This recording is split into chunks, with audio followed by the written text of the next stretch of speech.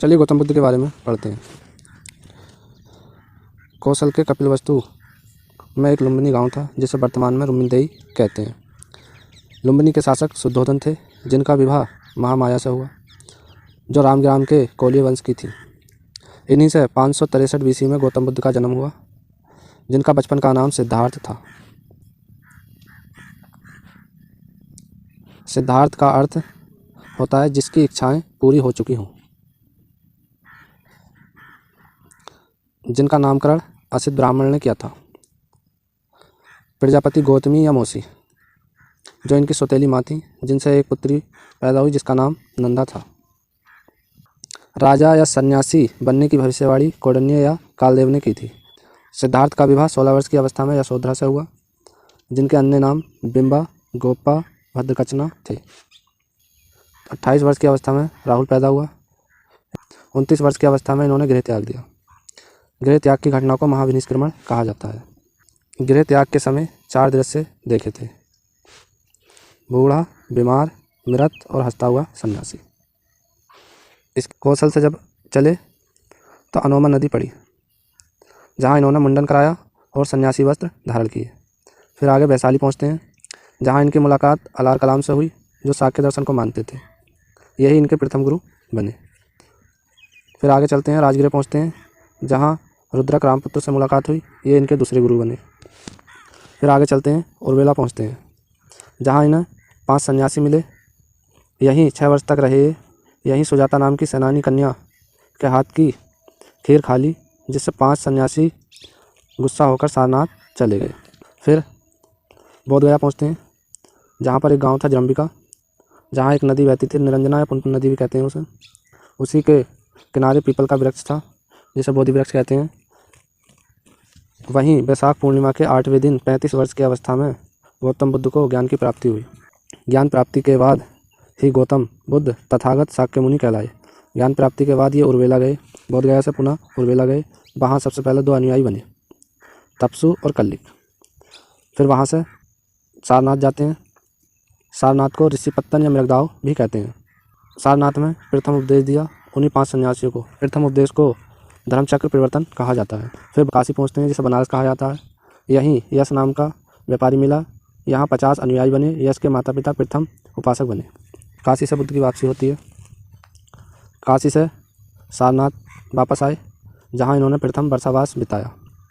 सारनाथ से चले तो भद्र नाम का व्यक्ति मिला, जहाँ 30 लोगों ने बौद्ध धर्म अपनाया। इन्हें भद्र वर्गीय जन कहा जाता है। क्वेश्चन ये भी आ सकता है, जैसे भद्र वर्गीय जन का संबंध किस धर्म से है, तो बौद्ध धर्म से। फिर आगे उर्वेला पहुँचते हैं। यहाँ इन्हें 3 महापुरुष मिले, नदी काश्यप, मुख्य काश्यप और गया काश्यप। यहाँ 1000 अनुयायी बने। फिर आगे चलते हैं, राजगृह पहुँचते हैं, जहाँ अभय, उपाली, मोदगलायन और सारिपुत्र से मुलाकात हुई इनकी। फिर ये कपिलवस्तु पहुँचते हैं, परिवार को बौद्ध धर्म की शिक्षा दी। फिर वापस राजगृह की ओर चलते हैं, जहाँ अनुप्रिय वाक पढ़ता है। वहाँ आनंद से बात होती है और वही प्रिय शिष्य बनता है। राजगृह पहुँचने पर यहाँ बुद्ध को बिंबसान ने वेणुवन विहार उपहार में दिया। उपासक और भिक्षुणी में अंतर देख लीजिए। बौद्ध धर्म को मानने वाले 2 तरह के लोग हैं, विवाहित या अविवाहित। अविवाहित अगर पुरुष है तो उसे भिक्षु कहा जाता है, स्त्री है तो उसे भिक्षुणी।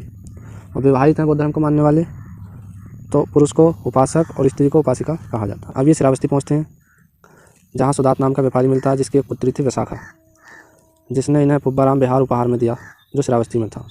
सुदात ने भी जैतवन विहार उपहार में दिया, यह भी श्रावस्ती में था। सुदात ने जैतवन विहार चैत्राम से खरीदा था।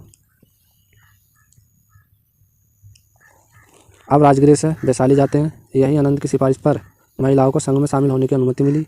वैशाली में कुटाग्रशाला विहार उपहार में मिला। वैशाली में ही नगरवधु कलिका अम्रपालिका मिली, वह भी बौद्ध धर्म में शामिल हो गई। फिर वैशाली से कौशाम्बी गए, जहाँ उदयन का शासन था, जिसकी पत्नी रामावती थी, जो बौद्ध धर्म को मानती थी, लेकिन उदयन बौद्ध धर्म को नहीं मानते थे। पिंडोला बौद्ध भिक्षुक था, जिसकी शिक्षा देने पर उदयन ने बौद्ध धर्म को माना और शिक्षा के बाद बौद्ध धर्म अपना लिया और वो सीताराम विहार उपहार में दिया। चलिए आगे देखते हैं। फिर कौशाम्बी से वैशाली आ गए, जहाँ अंगुलीमाल से मुलाकात हुई, इसने भी बौद्ध धर्म अपनाया। वैशाली से पावा जाते हैं, जहाँ चुंद नाम का लोहार रहता था, जिसने बुद्ध को शुक्र, मंडदाव, स्वर का मांस खिला दिया। जिसकी वजह से इन्हें डायरिया अतिसार हो गया। ये वहाँ से कुशीनगर आ गए और वहीं 483 BC में इनकी मृत्यु हो गई। इनकी मृत्यु को महापरिनिर्वाण कहा जाता है। बुद्ध ने अंतिम उपदेश सुभद्र को दिया था। अंतिम उपदेश ये था कि अपना प्रकाश खुद बनो और खुद की ही शरण में जाओ। कुछ मुख्य बातें।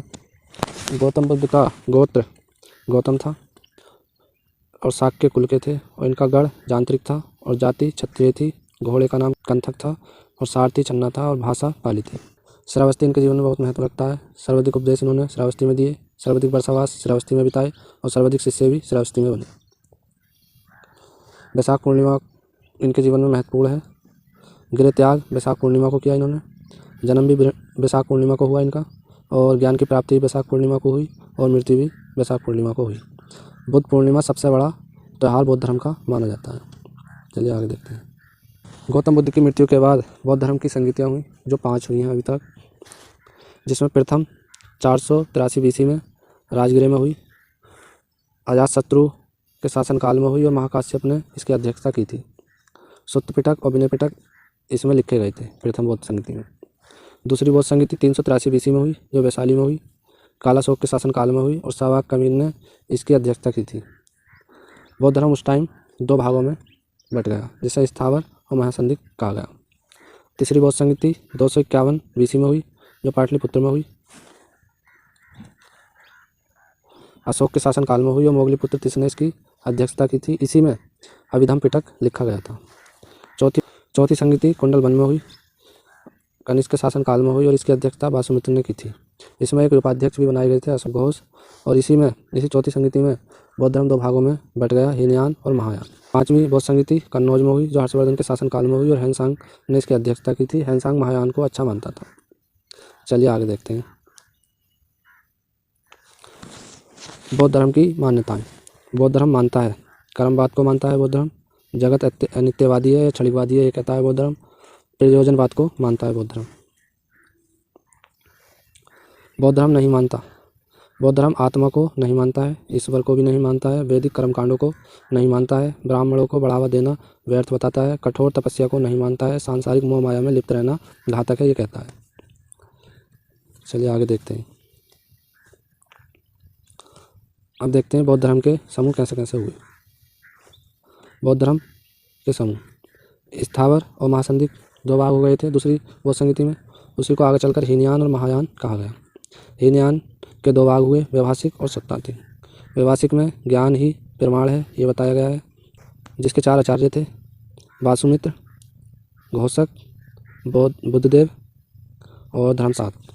सत्तातिक में ज्ञान दीपक की तरह है जो स्वयं प्रकाशित होता रहता है ये बताया गया है। महायान के भी 2 भाग हुए, शून्यवाद और विज्ञानवाद।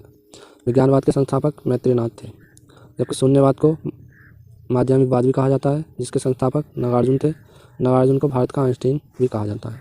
चलिए आगे देखते हैं। हीनयान और महायान में अंतर देखते हैं।